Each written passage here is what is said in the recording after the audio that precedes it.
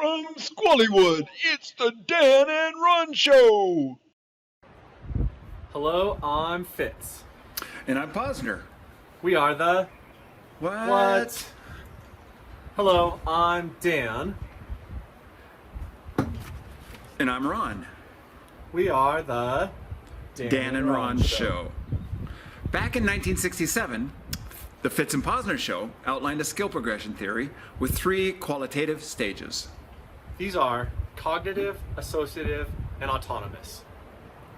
These 3 stages are benchmarks on the motor learning continuum that the learner must pass through. It doesn't matter if it's a brand new first timer learning a wedge or an expert bro-bra trying to spark an arc with a higher edge angle. All skiers progress through these 3 stages. The first stage is always the cognitive stage. This is where the learner acquires the idea or picture of the goal.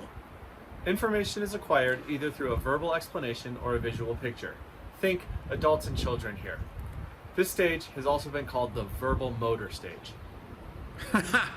So the coach or instructor can run off their mouth? Whenever funicular transverse motion is required, it may also be employed in conjunction with the drawn reciprocation dingle arm to reduce sinusoidal declination. Well, let's just say without descriptive information with a specific focus, it will be difficult to get through this stage. Remember, they could use a demonstration. This information, or the depth of information, will be different in the associative phase. Yeah, once the learner has an overview of the goal and task, information is transferred with more cues. Like reminding the learner to bias their pelvis down the hill. Or even just pointing to the pelvis, reminding them of the goal.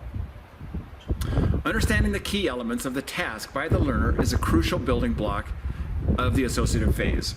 Learning will be enhanced as they will be relying less on the instructor by using internal feedback based on their own kinesthetic experience. This is a key point in learning, although persistent errors are still pointed out by the instructor. Yeah, exactly. Although we must take caution, this is where teachers tend to overcoach.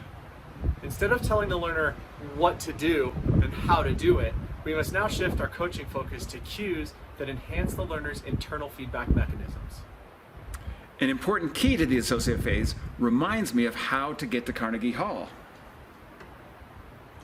Practice, practice, practice. This allows the learner time to associate something known to the new desired movement. If we were learning the Schloppi drill to enhance angulation, an obvious component of the drill would be the arm positions. Some instructors refer to this drill as the Heisman to help describe and associate the body posture and the arm location to the actual Heisman Trophy. Through association, the arm positions can be imitated, where the learner can refer back to the cognitive stage, recalling the goal of angulation. From there, they can push the hip and raise the shoulder, encouraging more body angulation. With additional practice, they not only push the hip in, but start to push and rotate the hip to increase counter rotation, enhancing the angulation. We should mention the third stage, the autonomous stage. Not sure if we have time. On the learning continuum, this will not be seen for years. Let's fast forward anyway.